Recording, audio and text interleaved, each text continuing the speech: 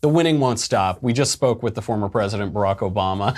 It's been a banner week for Republicans and a brutal one for Democrats. Brutal, politically and culturally. So we're going to run through it as quickly as we can before we get to James. Barack Obama created the conditions that led to ISIS taking over Iraq and Syria. Barack Obama then failed to fight ISIS, and Barack Obama then called ISIS the JV team in 2014 to try to downplay it. It's not a big deal. Let me get some sand and bury my head in it. Here is the exact quote from the former president. President Obama speaking out about America's deadliest enemies. His choice of words getting a lot of attention. In an interview with the New Yorker magazine, he compares groups linked to al-Qaeda to an amateur basketball team.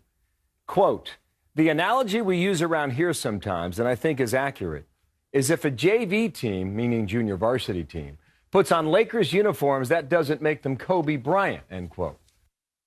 That's Barack Obama, wants to pretend that he's not referring to ISIS. I had to take the hat off because I rely on my hair for about 4 inches of my height. You know, I got some kind of poofy hair, so we had to lose the hat, but it's still living within me. The kofefe is within you.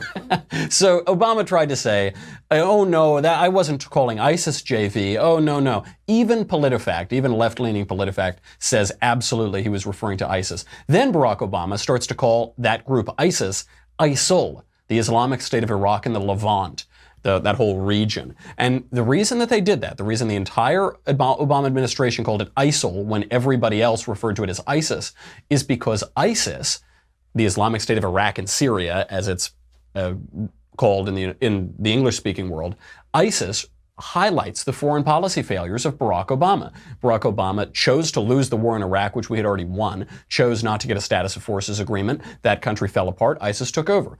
Barack Obama made empty threats in Syria. His foreign policy was utterly bungled, utterly weak. He wouldn't enforce red lines, and Syria fell to ISIS. So even the word ISIS might as well be called the Islamic State of all of Barack Obama's failures. So they couldn't do that. They had to try to change the name. But a rose by any other name and an Islamic militant group by any other name is just as deadly and just as must be taken care of just as much.